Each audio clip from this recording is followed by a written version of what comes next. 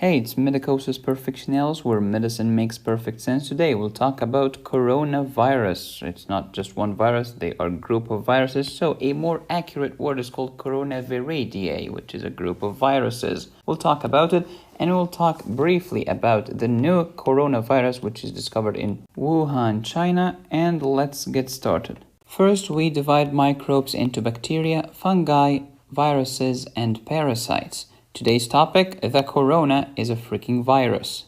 Viruses. A virus is not exactly a living organism. It's actually kind of in between. It's kind of living and non-living. Some people consider it as at the edge of life. Why do you consider it as a non-living thing? Because it lacks a cellular structure. Okay, why is it similar to living things? Because it can replicate very quickly indeed. That's why we call it go viral. Everybody wants to go viral, nobody wants to go bacterial. We first discovered those pathogens in about 1892 or so. That's less than 150 years ago, which historically speaking is nothing. It doesn't even show up. Viruses infect your cells, and then they use your own cells as a, quote, DNA making machine. DNA or RNA, of course. So they infect your cell. And the term bacteriophage, some people say, oh, it's a bacteria. No. It's a virus that infects bacteria. Phage means it's gonna engulf, it's gonna eat, it's gonna infect a bacteria. You know, there is a famous drug called glucophage. Glucophage is metformin. Why do we call it phage? Because it's kind of eating the glucose. It's decreasing the level of glucose in the blood. It makes your cell eat glucose. Defending your body against viruses is the responsibility of your glorious lymphocytes. We divide viruses into DNA viruses and RNA viruses. Coronavirus or viruses are RNA viruses. If you want a lame mnemonic, corona has an R and RNA has an R. DNA viruses and RNA viruses. It's a topic that drives medical students nuts. So go to Help Hippo, that's a YouTube channel. It's great, by the way. This guy has a brilliant song to help you remember the DNA and the RNA virus, and this is from this channel. So, DNA viruses are pox, herpes, hepatina, parv, pepoli, adena. The second line, no envelope, so therefore the first line has an envelope. These are the 7 DNA viruses. RNA viruses are 15. Toga, Flavia, Retro, Corona, Delta, Arena, Bunia, and Philo, Rhabdo, Orthomexo, Paramexo, Picorna, Calisi, Hepe, and Rio. The last line, non-enveloped. All of these are enveloped. These non-enveloped viruses are also known as naked viruses, which is slightly inappropriate for a medical lecture. Okay, let's make our discussion relevant to the current events. The Zika virus is a freaking flavivirus, which is RNA. Ebola is philo, again RNA. Corona includes common colds, viruses, SARS, which is severe acute respiratory syndrome, MERS, which is Middle Eastern respiratory syndrome. I'm from Egypt, so it hits deep. It's hitting home with me. And the late 2019 coronavirus discovered in Wuhan, N for novel, which is because it's new, nouvelle in French. Coronaviridae. Viridae is the plural of virus. It's an RNA virus, as you know. Here is the RNA. Positive sense. Yeah, in fact, all of the RNA viruses are positive except the red ones. So except for these 7. So Delta is negative, Arena negative, Bunia negative, and Philo is negative, Rhabdo is negative, Orthomexo is negative, Paramexo is negative. All of the others are positive sense RNA viruses. It's a single-stranded RNA virus and it's linear. So, all of them are linear except those 3 are circular. And here is a circle just to remember. How about the capsid of the virus? It's helical. As opposed to what? As opposed to icosahedral. How about, does it have an envelope? Yes, it's an enveloped virus. As opposed to what? As opposed to naked.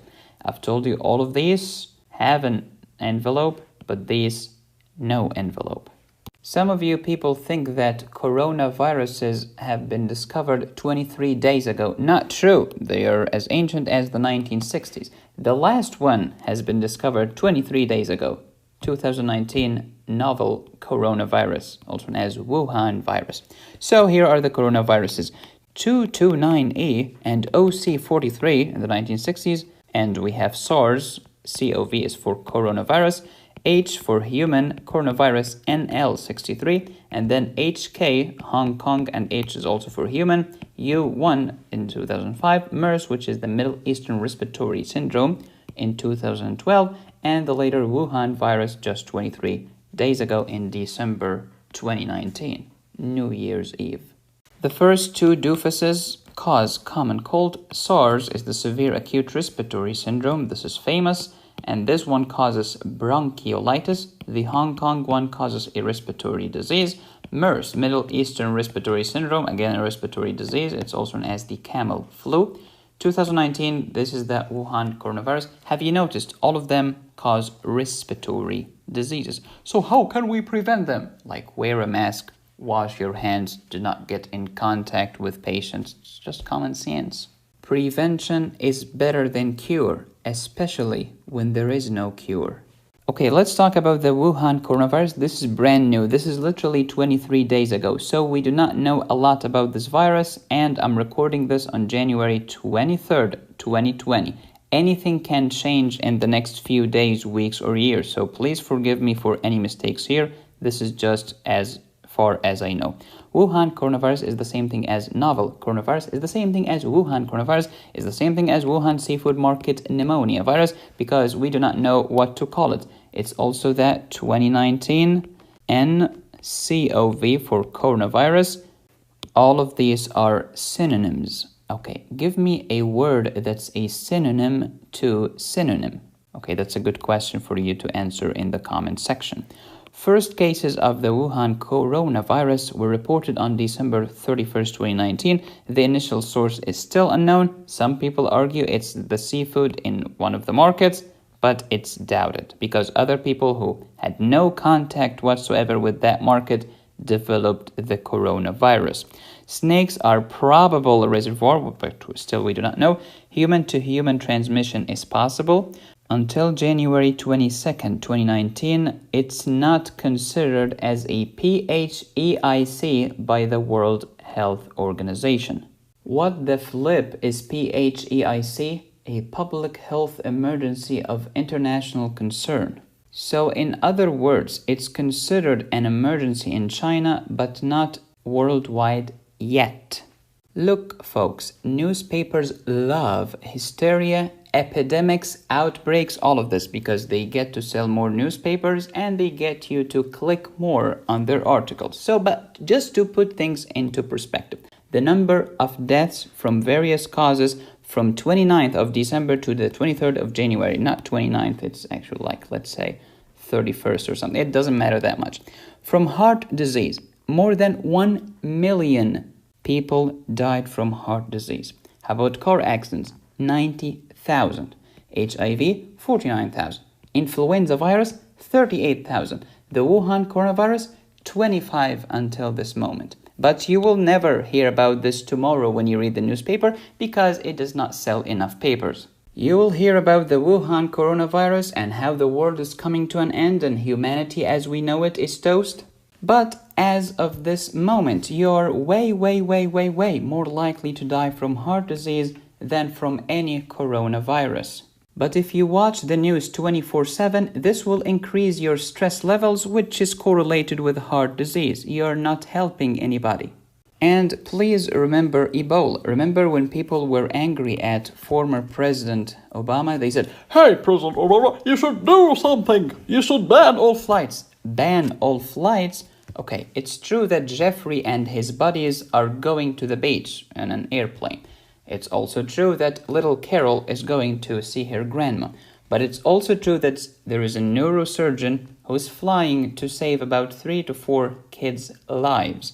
There is also a psychiatrist who is going to talk to some patients who are suicidal. When you ban all flights, you might do more harm than good. But aren't you aware, Medicosis, that China has closed down some transport? Yeah, I know it happened in some cities, not the entire country. First, we do not know yet. It might be a good idea, it might be a bad idea. It might be a good idea for China, but a bad idea for another country.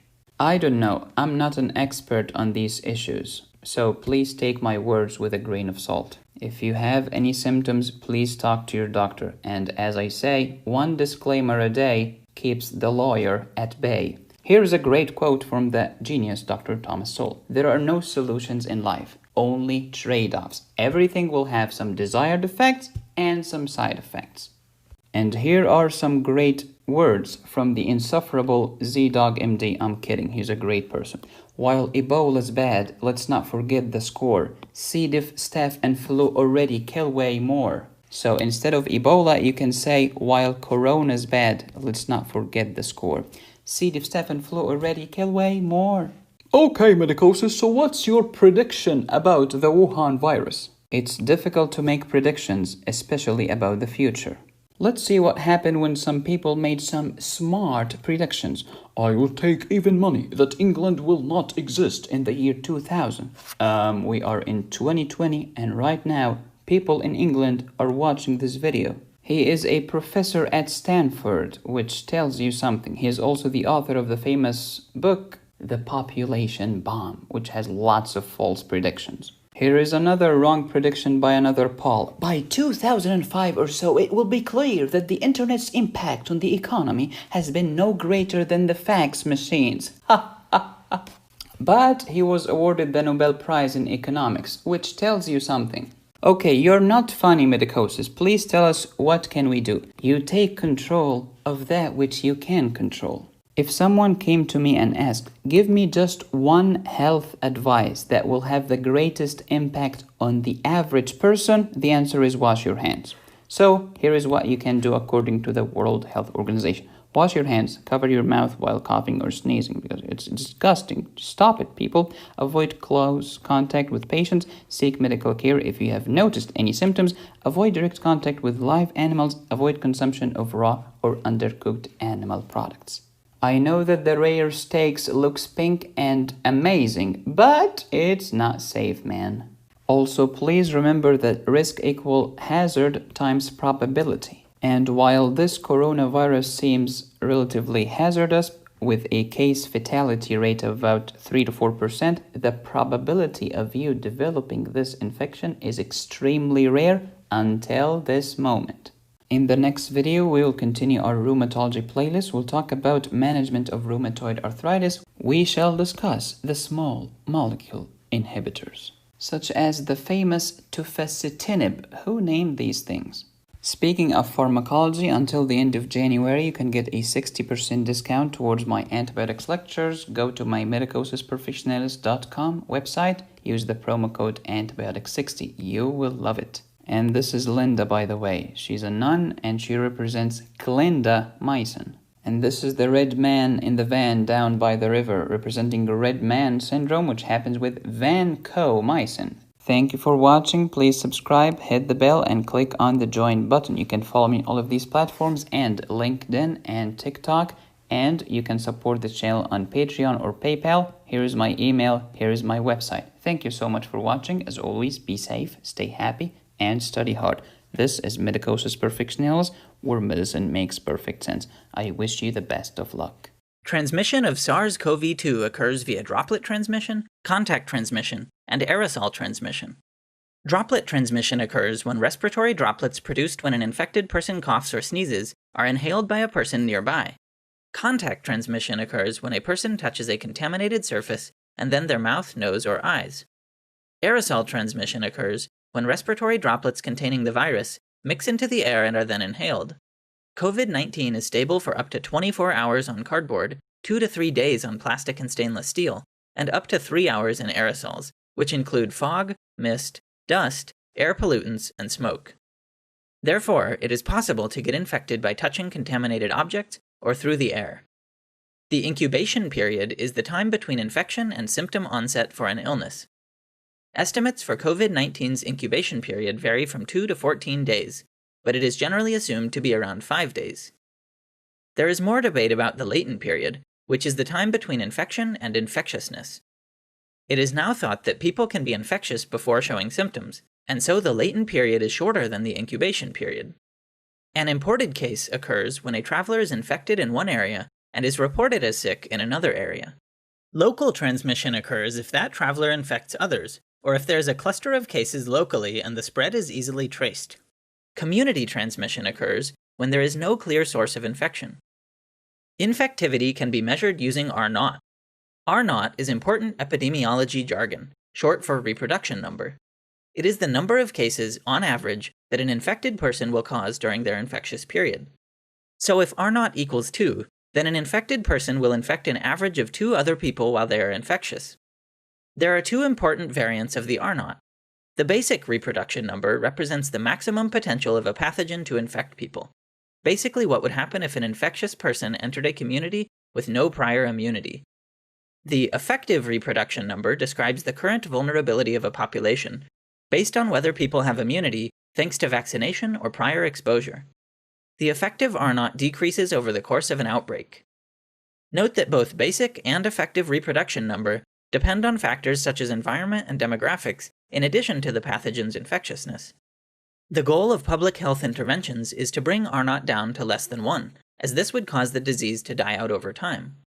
The seasonal flu has an R0 ranging from 0.9 to 2.1. There is a lot of debate about the R0 of COVID-19, with estimates from more recent data ranging from 2.7 to 4.2. The variance in these estimates is largely due to differing model assumptions and a lack of data. For example, models which assume the possibility of being infectious before symptom onset have estimates that are around 0.5 higher. These R0 estimates mean there is much greater potential for spread of COVID-19 than for the flu. How much greater? For the purpose of this example, let's say that the flu has an R0 of 1.5 and COVID-19 has an R0 of 3. After 3 cycles of infection, 11 people have had the flu and 40 people have been infected with COVID-19. But after 10 cycles of infection, this becomes 171 people with the flu and over 88,000 people with COVID-19.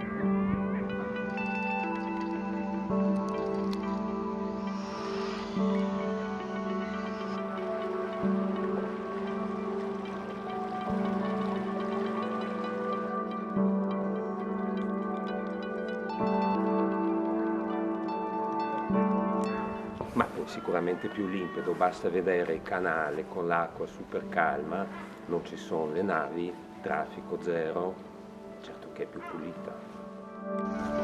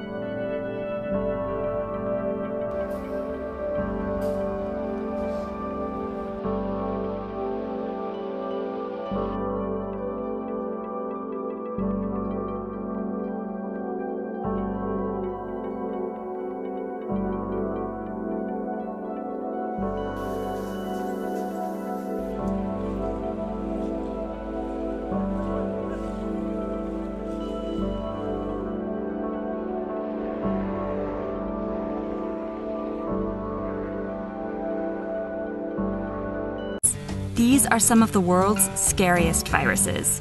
Hemorrhagic fevers like Ebola are extremely fatal. They kill up to 90% of people infected, while SARS, a coronavirus, has a lower mortality rate but spreads incredibly rapidly. All of these nasty pathogens have surfaced in humans in just the last 50 years, and they are all carried by bats. Which, to be clear, really isn't bats' fault. The recent rise in outbreaks is likely due to humans and our animals creeping ever farther into bats' territory, especially in the tropics. In Malaysia, for example, the spread of commercial pig farms into bat-inhabited forests led to the first human outbreak via pigs of Nipah.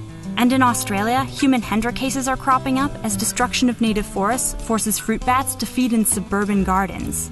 But still, bats do appear to carry more human-killing diseases than pretty much any other animal. One big reason is that, with a few notable exceptions, bats love company. Different kinds of bats often roost together in huge numbers and close quarters, which helps viruses spread, not just between individuals, but also between species. What's more, most infected bats don't die. They live pretty normal bat lives, flapping around and giving the viruses time to spread. In fact, flight may be the reason bats are so resilient to infection. As a rule, mammals can't produce the immense amounts of energy needed for flight without also producing a lot of reactive waste products that damage our DNA. So when our bat cousins took to the air, they leveled up their in-flight DNA damage repair kits and other defenses, including specialized cells that keep viral invaders in check. So bats can survive the deadly viruses. But what may matter even more, for humans anyway, is how the viruses survive the bats. Nasty as they are, most viruses are also extremely finicky. In order to thrive, they require the perfectly controlled climate inside a normal, resting, on-the-ground mammal. But when bats take to the air, their internal temperatures cruise to around 40 degrees Celsius. Those frequent in-flight saunas are far too toasty for your average virus, but a few hardy viruses have evolved to tolerate the heat, which incidentally means they can definitely weather a meager human fever. Essentially, flight may have helped bats gain virtual immunity to viruses and train viruses to be virtually immune to us. Stupid flying. So what should we land lovers do? We need bats for insect control and pollination and a whole bunch of other things. Maybe we could even learn some immune tricks from them, like how to be really good at not getting cancer. Plus, bats aren't the biggest carriers of human disease. Humans are. Just do the math. Perhaps we'd be better off leaving bats alone and trying to control the spread of diseases carried by a different kind of flying mammal.